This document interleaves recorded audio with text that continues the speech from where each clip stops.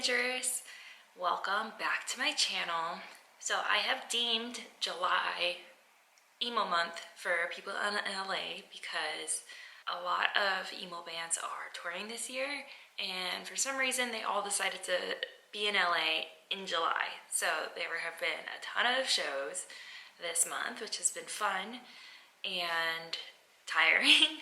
Sad Summer is a yearly festival that takes place around the country, and it's basically like I would call it like a mini Warped Tour. Like there's only one stage, but it's a bunch of emo bands, and they have like photo ops and food trucks and a lot of merch. So it did remind me of Warped Tour, but just like a tiny one.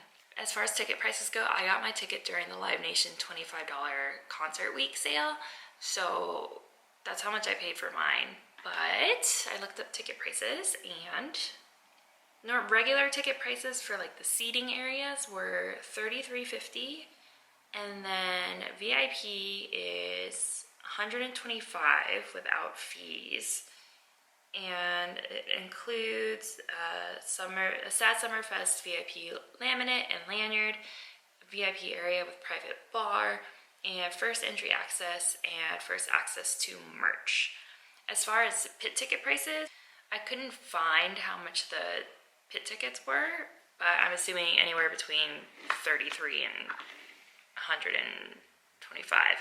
So somewhere in there. I guess last year it was at a different venue, City National Grove of Anaheim, and I guess that was all. It looks like it was all general admission.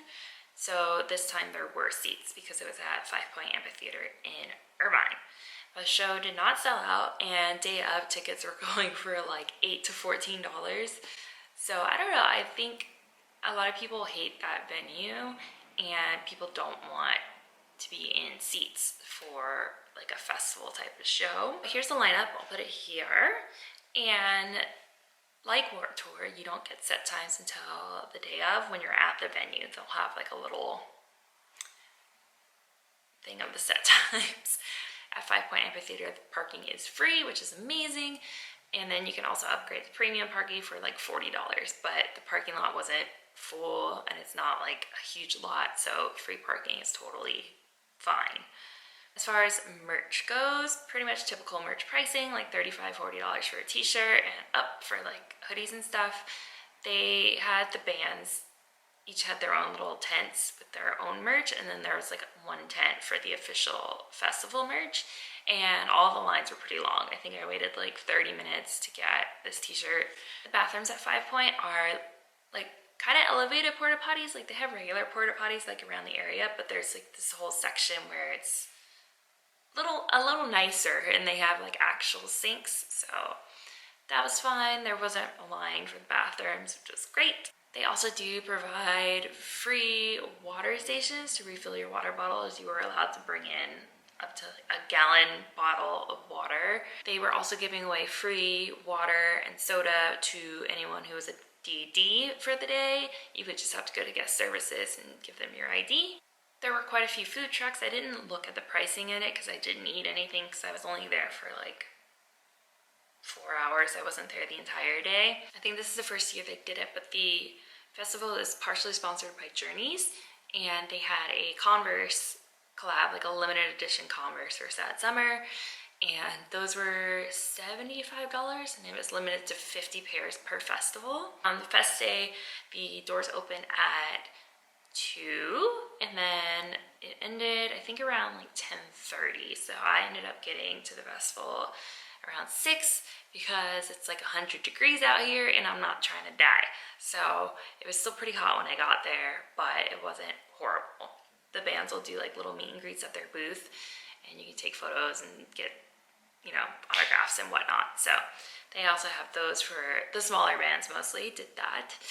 And I think as far as the bands that I saw go, I feel like their energy was like really good, and they were like super engaging and like really trying to get the crowd into it, and they were just like a good time. I had really low expectations because, you know, I've had people, like my friends have gone to this in the past, and I've never really been interested, but I decided to just go check it out. So expectations were low, but the bands were really fun, so that was a good time.